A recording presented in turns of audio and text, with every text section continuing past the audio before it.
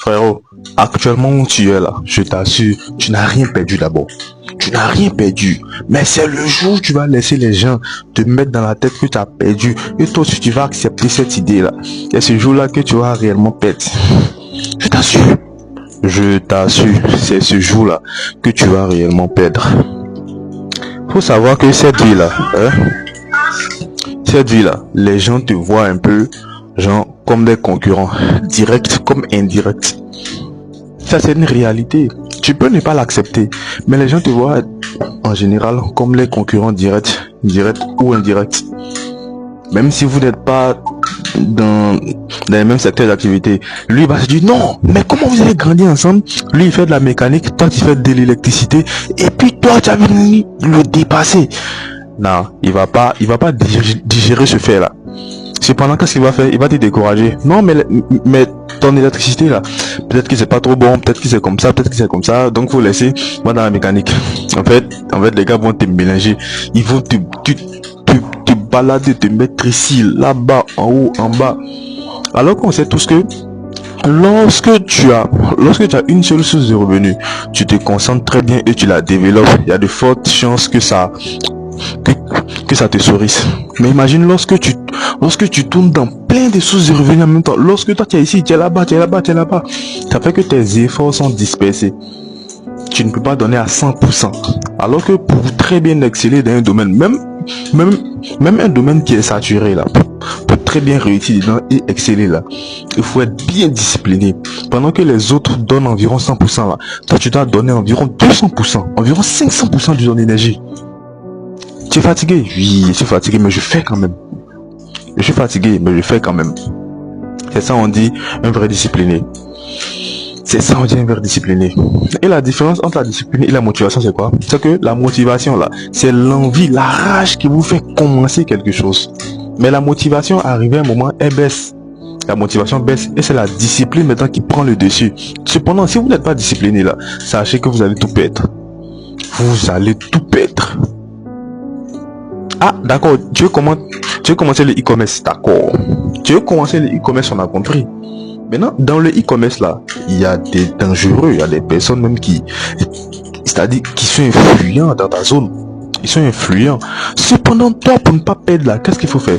Il faut être encore plus discipliné qu'eux. On ne te dit pas que ça va être facile. On ne te dit pas que du jour au lendemain, il faut, genre, tu vas les dépasser. Non, je t'ai pas dit ça.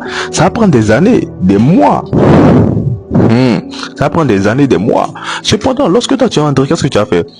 L'effet cumulé, doucement.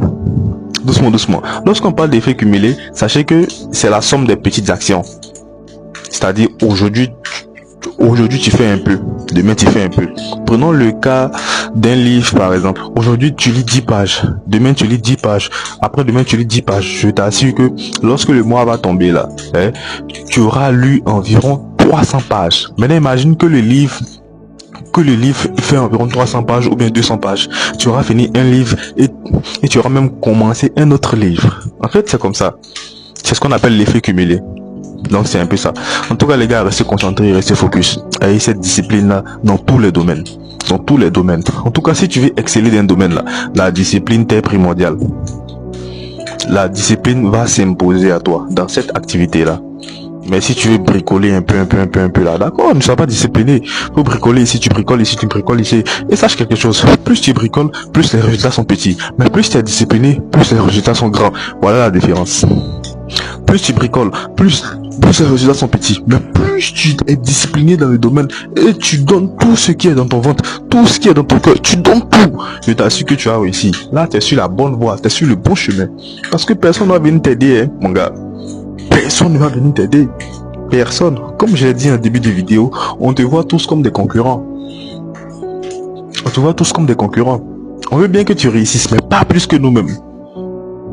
D'accord? On veut bien que tu aies 500 millions, mais lorsque toi tu auras 500 millions, dans ce moment-là, que moi j'ai 500 milliards. Donc c'est à l'homme comme ça, tu as lui raconter ton projet pour qu'il te motive.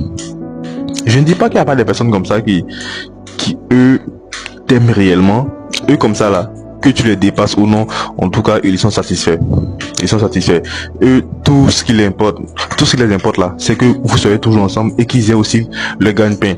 Pas forcément, pas forcément à travers toi, mais quand même aussi à travers leur travail. Donc c'est un peu ça. Tu vois. Donc, alors que ces jeunes personnes-là, ils sont très rares aujourd'hui. Les personnes qui vont te conseiller, même lorsque tu fais une gaffe. Et petit, c'est pas comme ça que tu dois marcher. Tu marches comme ça, soit tu quittes derrière moi. C'est vrai que je t'aime, je t'apprécie, oui. Mais tu marches droit ou bien tu quittes derrière moi, tu quittes avec moi. C'est ce qu'on veut.